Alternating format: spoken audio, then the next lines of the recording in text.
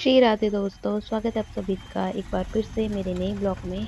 तो आज मेरा सफ़र यहीं समाप्त हो रहा है यूपी का। तो आज मैं जा रही हूँ अपने उत्तराखंड में। तो सुबह मैं निकल गई हूँ 5:30 बजे, और यहाँ पर इतना कोहरा लगा हुआ है सुबह के टाइम पर कि मुझे ये लग रहा है एक टाइम के लिए कि मेरी जो ट्रेन है वो छूट जाएगी। मुझे अभी पहुँचना है बरेली, और बरेली में मेरी जो ट्रेन का टाइमिंग है वो है 8 बजे का। तो अभी बाहर की हालत देखिए, और आप स्पीड देख सकते हैं कि कितनी स्लो स्पीड में जो है हम लोगों की गाड़ी चल रही है। और देखते हैं क्या होता है। 8 बजे तक पहुंच जाऊंगी तो ठीक है, नहीं तो भगवान मालिक है।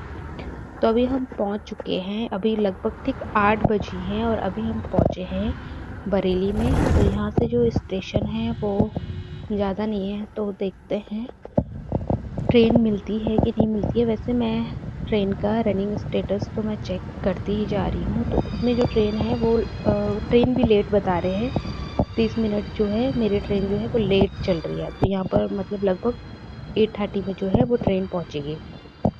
क्योंकि देख लो कोहरे का क्या हाल है यहाँ। पहाड़ों में कम से कम ये होता है कि मतलब ऐसा इतने गंदे हालत नहीं होती। यहाँ तो 10-10 दिन तक, 15, कभी कहीं कहीं कहीं तो महीनों महीनों तक धूप दिखने को नहीं मिलती है।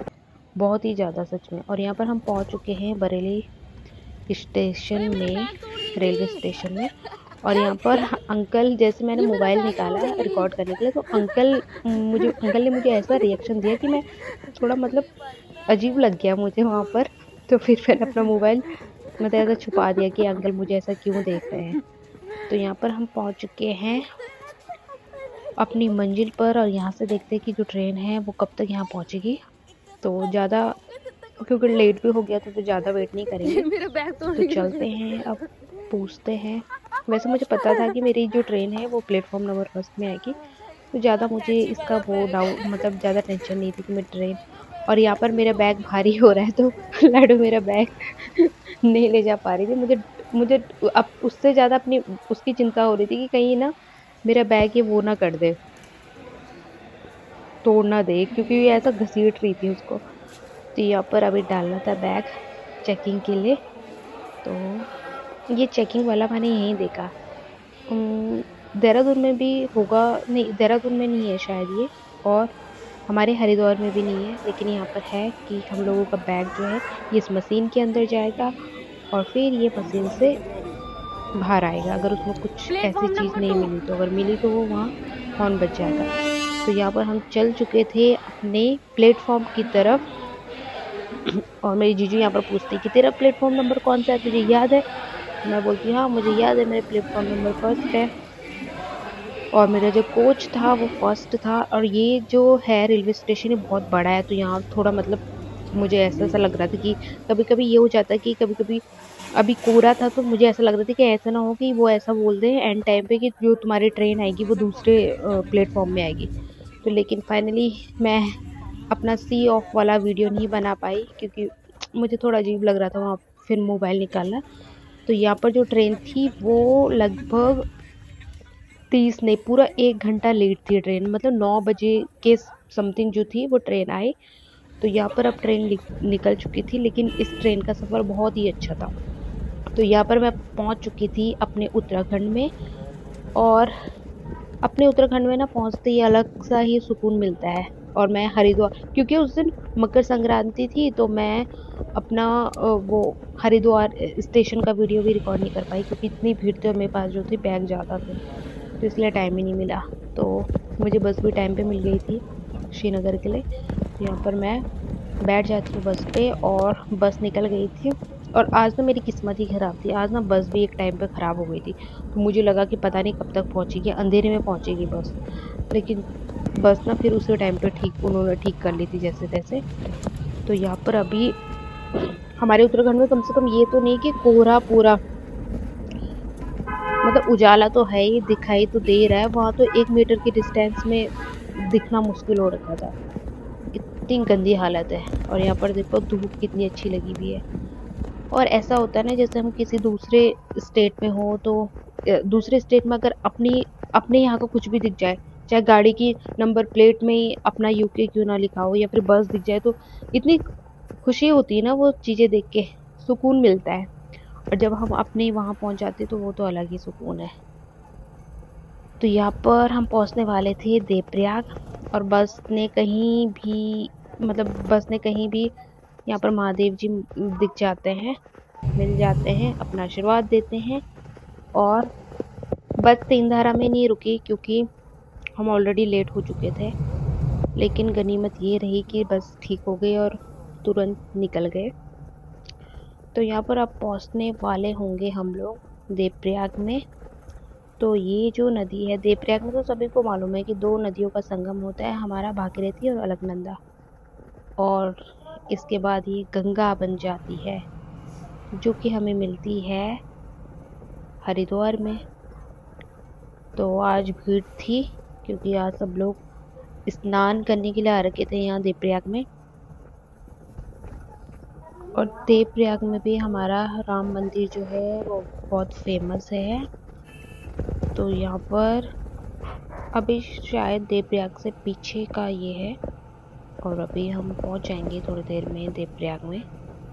देवप्रयाग में भी अपना काफ़ी होटल्स वगैरह, मतलब अच्छे अच्छे होटल्स बन गए हैं, और मैं काफ़ी टाइम बाद आ रही हूँ तो मुझे थोड़ा सा डिफरेंट लग रहा है। यहाँ पर कंस्ट्रक्शन भी हुआ है, और ये तो सबको मालूम है यहाँ पर कि यहाँ पर सेंट्रल संस्कृत यूनिवर्सिटी भी है। और ये पुल भी फाइनली मैं पूरा बना हुआ आज ही देख रही हूँ, ये भी बन गया है, बन के तैयार है। और नीचे हमारी बह रही है गंगा। और मैं यहाँ की जो मंदिर है मैं गई हूँ वहाँ बहुत छोटे में, बचपन में गई थी, और उसके बाद तो मुझे मौका नहीं मिला यहाँ देवप्रयाग में ऐसे रहने का या फिर स्टे करने का। मन तो है मेरा कि मैं कभी आऊँ देवप्रयाग में। और यहाँ पर ये जो है ये मेरे अगले दिन का वीडियो है। तो फिर हरियाली के साथ स्वागत है आप सभी का इसी वीडियो में दूसरी बार। तो कल का वीडियो तो वहीं एंड हो गया था क्योंकि टाइम नहीं मिला था उसको पूरा कंप्लीट करने का, तो मैंने सोचा आज का भी इसमें ऐड कर देती हूँ। तो यहाँ पर वैसे मैं आई थी कपड़े सुखाने के लिए, और यहाँ पर मुझे दिख जाते हैं ये वाइट वाले, ये पता नहीं क्या होते हैं यहाँ। और देखो धूप यहाँ पर कितनी खिली, ऐसी धूप खिले ना, मैं वहाँ यूपी में मैं तरस गई थी ये सब देखने के लिए, ये धूप देखने के लिए। तो यहाँ पर आ गई थी मैं किचन गार्डन में, और यहाँ पर जो सब्जी है वो भी खाने लायक लहसुन तो अभी टाइम लगाएगा, लेकिन हाँ ऑलमोस्ट सारी सब्जियां हो गई है। हमारी पत्ता गोभी भी अच्छी हो गई है। और यहाँ पर ना, हाँ अब मैंने बताया भी था कि पहले हमारी जो फूल गोभी हम लोगों ने लगाई थी तो उसमें थोड़ा प्रॉब्लम आ गई थी, तो उसको निकाल दिया है। और यहाँ पर मैं जब भी कहीं से आती हूँ तो मेरे सबसे पहला काम है यहाँ आने का और यहाँ देखने का। और पपीते भी लग रहे हैं ढेर सारे। पपीता मुझे अच्छा लगता है वैसे, अगर मीठा हो तो।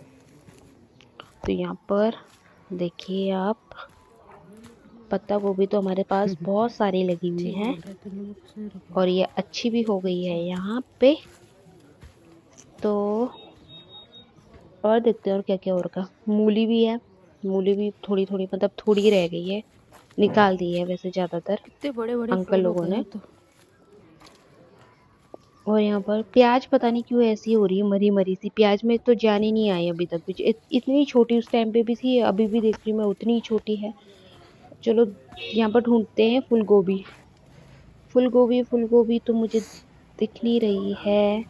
तो यहाँ पर एक दिख गई, ये अच्छी भी है, अच्छी है मतलब डिजीज फ्री। और ये देखो इसमें बोल्टिंग हो गई अभी से। तो ना फूल गोभी थोड़ा मैंने देखा है अक्सर कि हाँ थोड़ा फूल गोभी होना थोड़ा टफ होता है। तो अच्छा लगा बहुत दिनों बाद ऐसा माहौल देख के, बहुत दिनों बाद तो क्या 15 दिनों बाद। तो बैंगन थे, प्याज का बता ही दिया, प्याज तो बिल्कुल मरा मरा सा था। और व्यू यहाँ पर देखो कितना प्यारा व्यू है सच में। ये तारों ने थोड़ा मेरा व्यू खराब कर दिया, वरना तो अभी ऊपर वाला व्यू है जो कि मैं टेरेस से लेती हूँ। लोगों की गेहूं थोड़ा बड़ी हो गई है और सरसों में पूरे फूल खिले हुए हैं, और ये इतना प्यारा लगता है।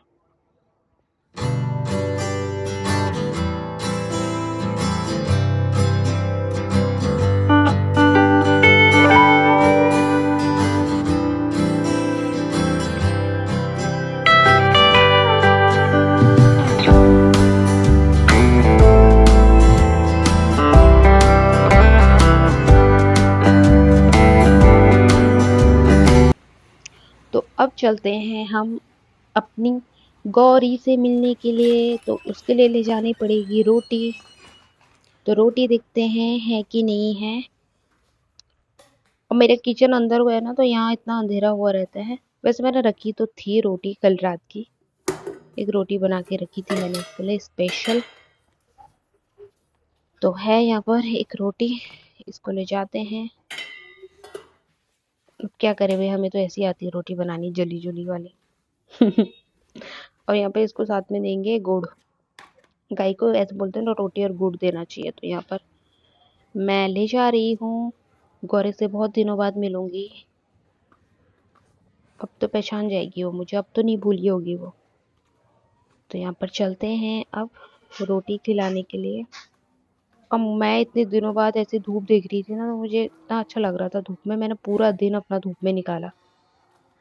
मेरे तो कपड़ों में भी ऐसे अजीब सी स्मेल आ रही थी, क्योंकि वहाँ धूप देखने को मिली नहीं है।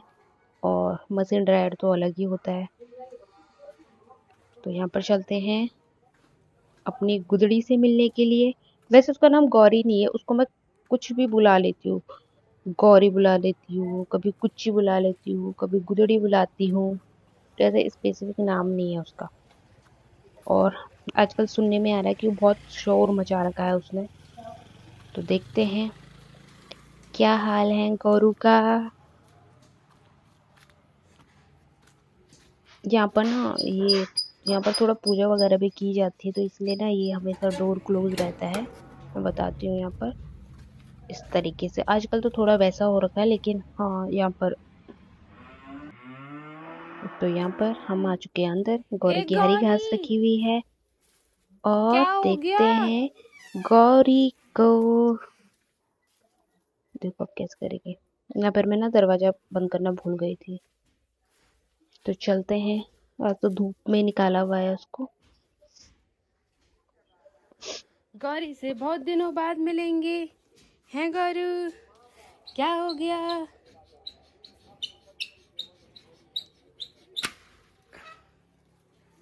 मारियो मत बस। हाँ, कैसी है तू? ले।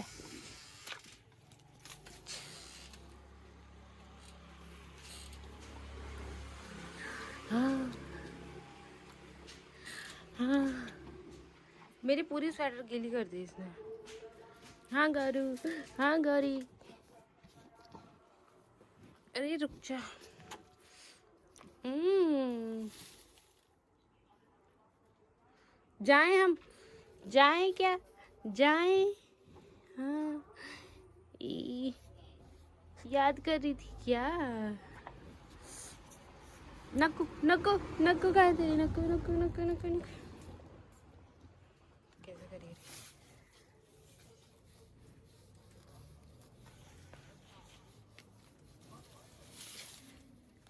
और ये ओए होए ओए होए ओए होए ओए होए, घास खा ले। ओए होए ओए होए।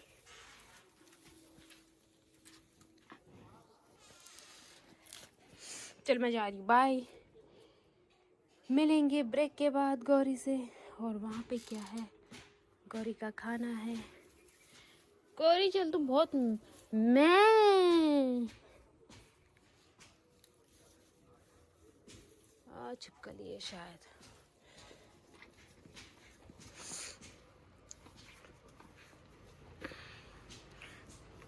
चल मैं जा रही हूँ, चल मेरी सलवार मत खा। Bye bye bye bye. अब हम मिलके आ गए हैं गौरी से। तो अब इस ब्लॉग को यहीं करते हैं समाप्त। यहाँ पर बहुत प्यारी चिड़िया भी बैठी हुई है। मिलते हैं आपको नेक्स्ट ब्लॉग में। And thanks for watching.